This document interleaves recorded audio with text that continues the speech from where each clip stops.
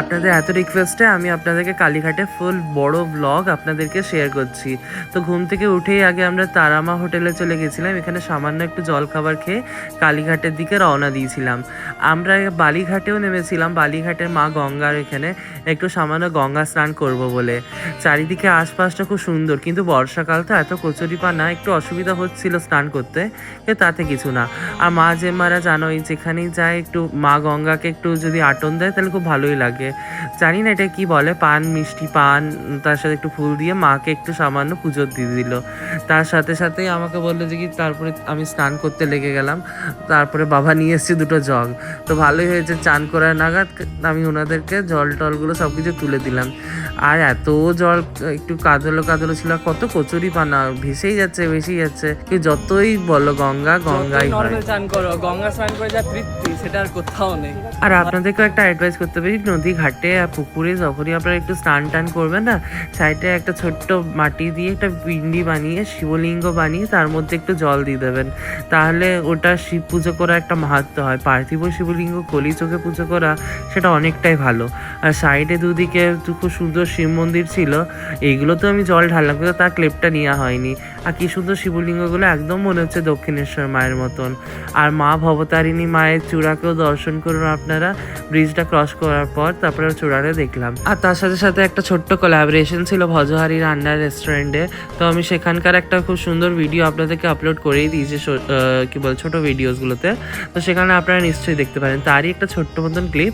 সামান্য একটু নিরামিষ খাবার টাবার খেয়ে আমরা তারপরে চললাম কালীঘাটের দিকে। আর কালীঘাটের টাইমিং হচ্ছে সকাল থেকে দুপুর 1টা অবধি মায়ের মন্দির খোলা, আবার সে বিকেল 4টের সময় মেইন দরজা খুলবে। গাড়ি থেকে ততক্ষণে আমি থালা টালা সব বাড়ি থেকে নিয়ে যাই। খুব সুন্দর একটা বিল্লপত্রের মালা, সামান্য আরো কিছু পুজোর জিনিস বার করে নিয়েছি। মায়ের সব পুজোর ডালাগুলো ভালো করে সাজিয়ে দিচ্ছি। এবার চলো মায়ের মন্দির যাওয়াটা। ডালাটা মাথায় করে এখন আমি আছি, পেছনে এত লোক, আবার সামনে এত লোক। মায়ের মন্দির খোলার পর এমন ভিড় গেছে, বাইরে আমরা জানেন শুধুই লাইন দিয়েছিলাম। সবাই এমন দৌড়ে ঢুকে গেছে যেন মাকে আগেই দর্শন করে নেবে, কিন্তু তাও আমরা আস্তে আস্তে যাচ্ছি। আর যা দৌড়াদৌড়ি চলছে। আর ততক্ষণে জানেন এখানে একটা জেম্মা কেমন পড়ে গেছিল, তার পাটা পুরো নীল হয়ে গেছিল। সত্যি মায়ের কাছে এসছে আর এমনি কষ্ট পেলো, মনটাও খুব খারাপ লাগলো। তারপরে তিনাকেও আস্তে আস্তে আস্তে আস্তে লাইনে পৌঁছানো হলো।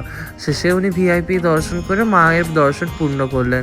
আমি ভাবলাম যে কি ভিআইপি হয়ে মায়ের কাছে যাওয়া কেন, নর্মাল জেনারেল লাইন হয়েই আমরা গেছিলাম মাকে দর্শন করতে। আসলে আমরা তো নর্মাল মানুষ, সবাই যখন অপেক্ষা করছে আমরা অত স্পেশাল হবই বা কেন। তার জন্য আমরাও খুব সুন্দর আস্তে আস্তে মায়ের কাছে গেছিলাম।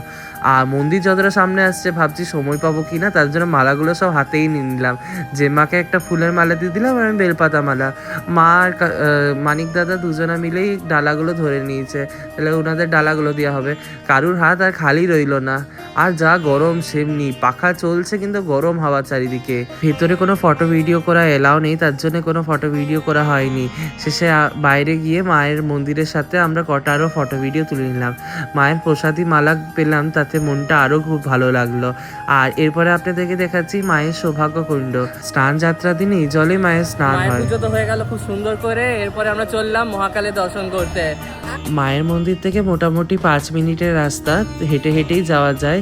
আর খুব সুন্দর শিব মন্দিরটা, এত সুন্দর ঝা চকচকে। আর মহাদেবকে দেখে সত্যিই মনটা ভরে গেল।